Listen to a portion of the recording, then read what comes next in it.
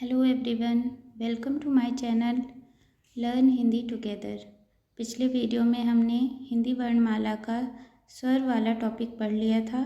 इस वीडियो में हम व्यंजन वर्णों के बारे में पढ़ेंगे। तो चलिए शुरू करते हैं। व्यंजन वर्ण।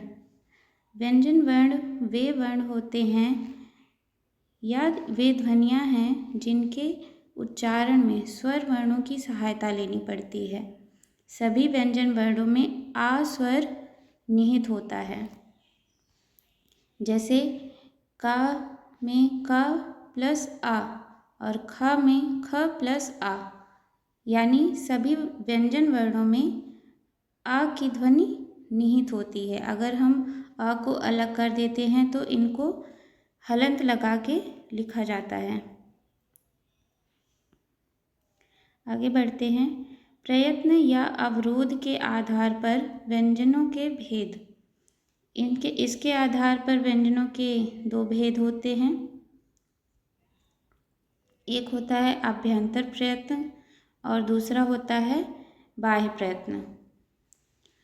अभ्यंतर प्रयत्न होता है जब ध्वनि उत्पन्न होने से पहले की क्रिया, और बाह्य प्रयत्न होता है ध्वनि उत्पन्न होने की अंत की क्रिया।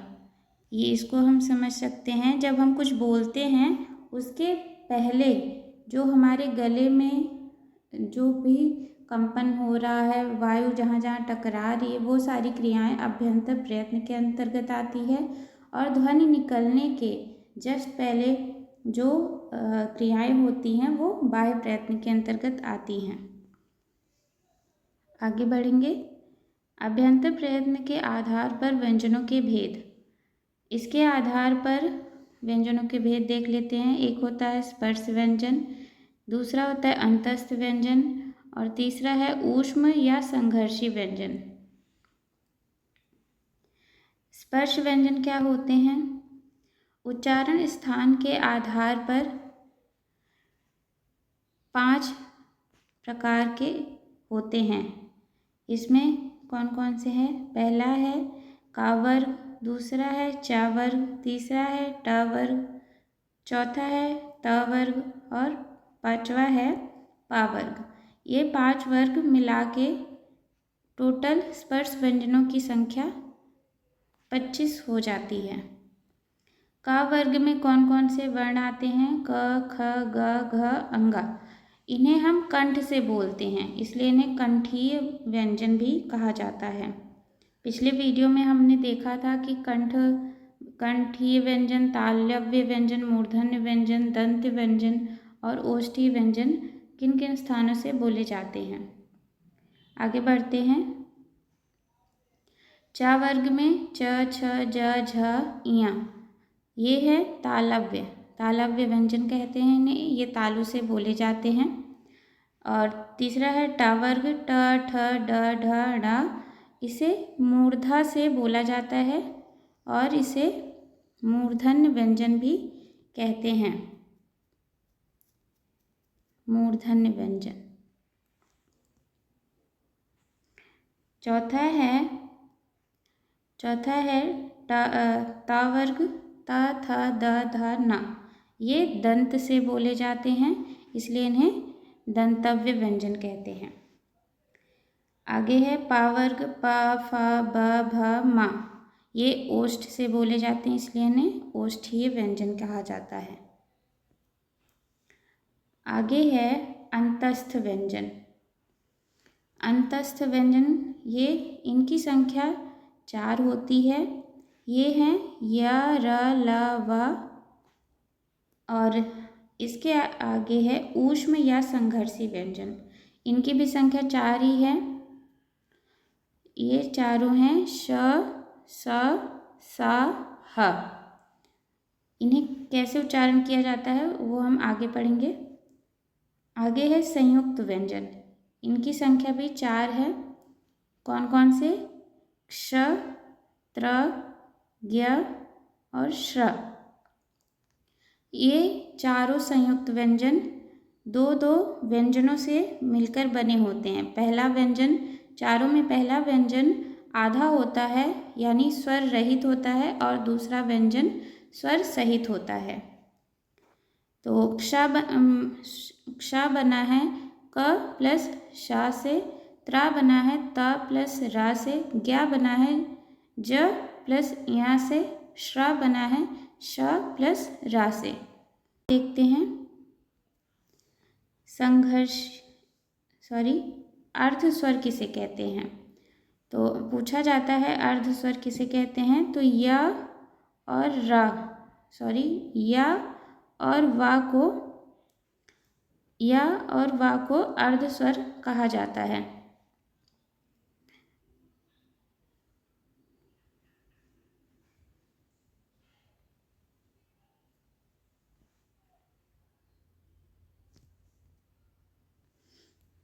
आगे देखते हैं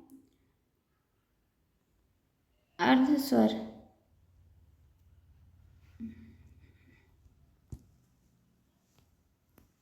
आगे देखते हैं अर्ध स्वर किसे कहते हैं। अर्ध स्वर होता है य और व, इसे संघर्षहीन व्यंजन भी कहा जाता है। य और व को अर्ध स्वर या संघर्षहीन व्यंजन भी कहा जाता है। लुंठित या प्रकंपित व्यंजन।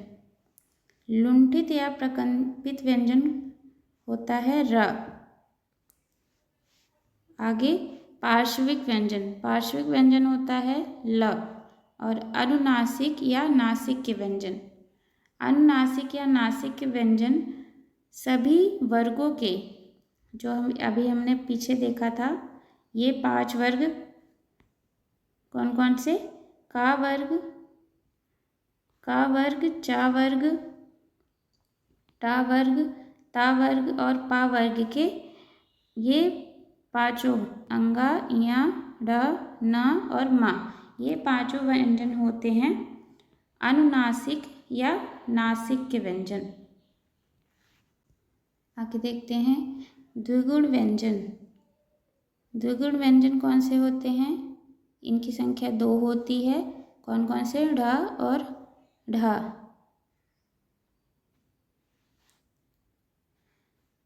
आगे है काकल्य व्यंजन। काकल्य व्यंजन होते हैं ह,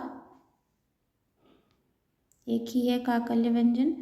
कंठ व्यंजन कौन कौन से हैं, अह और ह। अह को पूर्ण रूप से व्यंजन नहीं माना जाता है, पर यहाँ पे ले लिया गया है। आह को हम आगे पढ़ेंगे, यह क्या है, स्वर है या व्यंजन है। तालव्य व्यंजन। तालव्य व्यंजन कौन कौन से हैं, श और य। श और य को तालव्य व्यंजन कहते हैं। मूर्धन्य व्यंजन।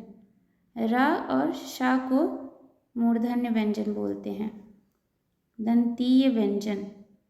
ल और स, इनको दंतीय व्यंजन बोलते हैं। इनको अलग से याद करने की ज़रूरत नहीं है। कंठ व्यंजन वो होंगे जिनको बोलने पर कंठ पे या गले पर गूंज होती है। तालव्य व्यंजन जो उससे ऊपर के हिस्से में, इनको बोलने पे उससे कंठ के ऊपर के हिस्से में गूंज होती है, जिससे हमें पता चलता है ये तालव्य व्यंजन है। मूर्धन्य व्यंजन होते हैं जिसमें जीभ ऊपर की तरफ जाती है। और दंत व्यंजन वे होते हैं जिनमें जीभ का अगला हिस्सा दांतों में टच होता है, वो होते हैं दंतीय व्यंजन। आगे है दंतोष्ठ व्यंजन।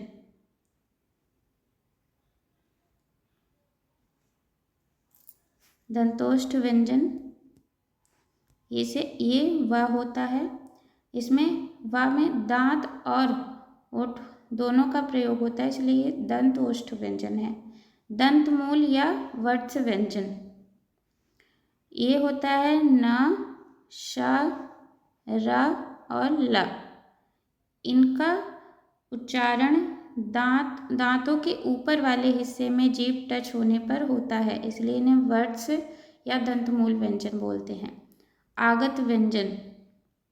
आगत व्यंजन वे होते हैं जिन्हें किसी दूसरी भाषा से लिया गया है या किसी दूसरी भाषा से हिंदी में शामिल किया गया है। जैसे ज और फ को फारसी भाषा से लिया गया है और औ को अंग्रेजी भाषा से लिया गया है, इसलिए ये आगत व्यंजन है।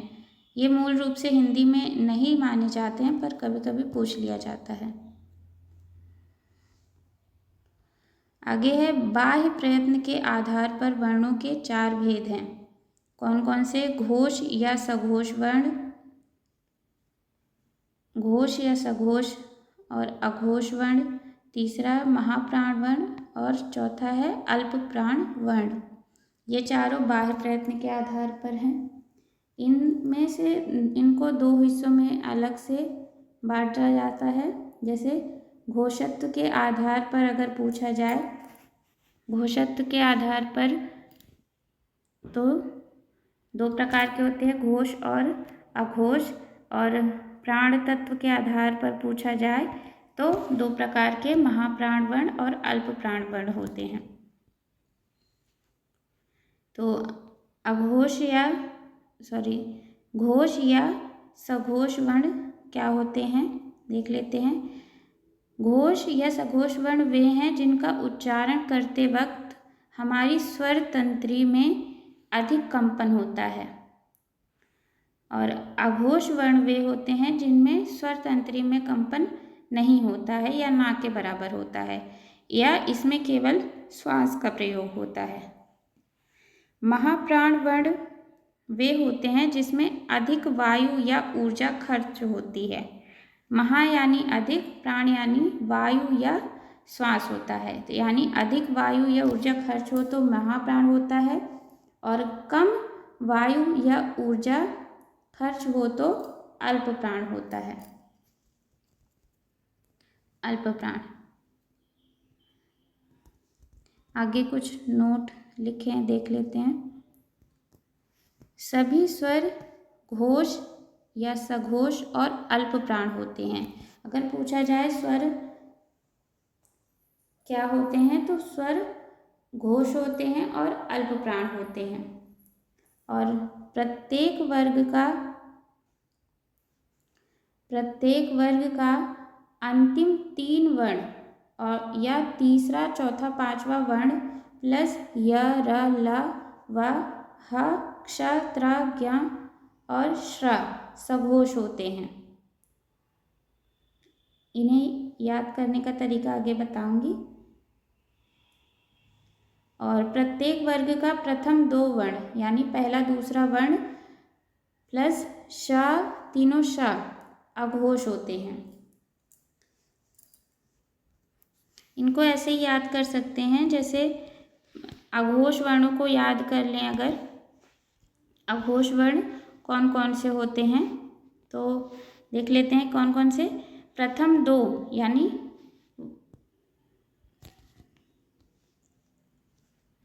प्रथम 2 वर्ण, जैसे क वर्ग ले लेते हैं तो प्रथम 2 वर्ण कौन कौन से हुए? क और ख। तो यानी ये प्रथम 2 वर्ण, और च वर्ग में च और छ, ये ऐसे ही ट वर्ग में ट, ठ, त वर्ग में त, थ, ये सारे क्या हो जाएंगे? प्रथम 2 वर्ण हो जाएंगे। तो ये प्रथम 2 वर्ण प्लस तीनों श क्या हैं? अघोष। और इनको छोड़कर बाकी सारे वर्ण क्या हो जाएंगे? सघोष। और ऐसे ही आगे देखते हैं। तो प्रत्येक वर्ग का दूसरा और चौथा वर्ण और ऊष्म व्यंजन महाप्राण होते हैं।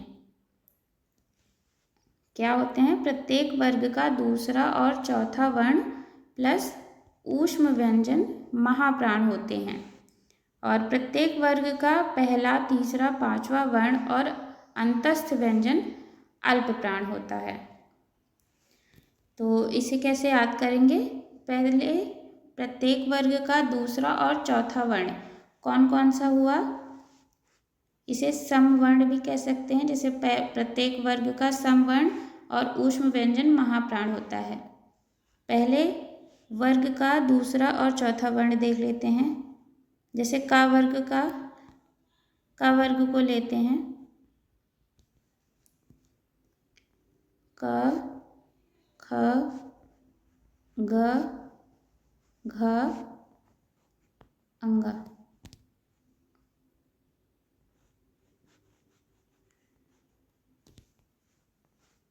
घ। तो इसमें दूसरा और चौथा वर्ण कौन सा हुआ? ख और घ। ऐसे ही चा वर्ग में छ और झ। ऐसे ही टा वर्ग में ले लेंगे, ता वर्ग में। सभी वर्गों के दूसरे और चौथे वर्ण को क्या बोलेंगे? महाप्राण बोलेंगे। महाप्राण। और ऊष्म व्यंजन, ऊष्म व्यंजन कौन कौन से थे? श, ऊष्म व्यंजन था श, श, स, ह। ये चारों वर्ण ऊष्म व्यंजन कहलाते हैं। यानी प्रत्येक वर्ग का दूसरा और चौथा वर्ण प्लस तीनों श और ह, ये क्या है? महाप्राण है। और इसके अलावा जो भी वर्ण हैं वो सारे अल्प प्राण हैं। आगे बढ़ते हैं। अयोगवाह ध्वनियाँ। अयोगवाह ध्वनियाँ कौन सी होती हैं? ये दो प्रकार की होती हैं। ये दो प्रकार की होती हैं। पहला है अनुस्वार और दूसरा है विसर्ग। इनमें से पूछ लिया जाता है कि इनमें से कौन सा वर्ण अनुस्वार है, तो चार विकल्प दिए रहेंगे। तो कौन सा होता है? अनुस्वार अंग। अंग को अनुस्वार बोलते हैं और आह को विसर्ग बोलते हैं। इनको सम्मिलित रूप से दोनों को अयोगवाह ध्वनियाँ बोला जाता है। तो इनको ना ही स्वर में सम्मिलित किया जाता है, ना ही विसर्ग व्यंजन में, क्योंकि इनको स्वर के बाद और व्यंजन के पहले लिया जाता है। तो ये किसी में वाहन नहीं कर पाती, इसलिए इन्हें अयोगवाह बोल दिया जाता है। आगे एक चार्ट है, इसमें देख लेते हैं जो अभी हमने पढ़ा। ये चार्ट देखते हैं। बाह्य प्रयत्न के आधार पर चारों प्रकार अघोष, सघोष, अल्प प्राण और महाप्राण। तो ये वाला चार्ट हो गया अघोष का, ये वाला हो गया सघोष का, ये हो गया अल्प प्राण और ये हो गया महाप्राण। अघोष में क्या क्या है? पहला और दूसरा वर्ण क, ख, च, छ, ट, ठ, त, थ और प, फ। और सघोष में क्या क्या? तीसरा, चौथा और पांचवा वर्ण। अल्प प्राण में कौन कौन से थे? पहला, तीसरा और पांचवा, ये अल्प प्राण होता है। महाप्राण में दूसरा और चौथा वर्ण। आगे देख लेते हैं।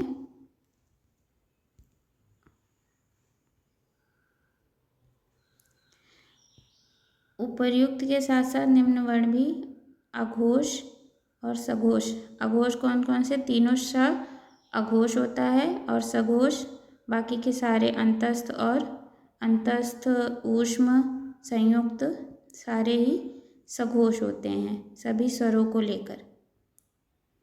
अघोष केवल तीनों श होते हैं। और अल्प प्राण क्या होते हैं? अंतस्थ व्यंजन अल्प प्राण होते हैं और ऊष्म व्यंजन महाप्राण होते हैं। तो ये रही आज की क्लास।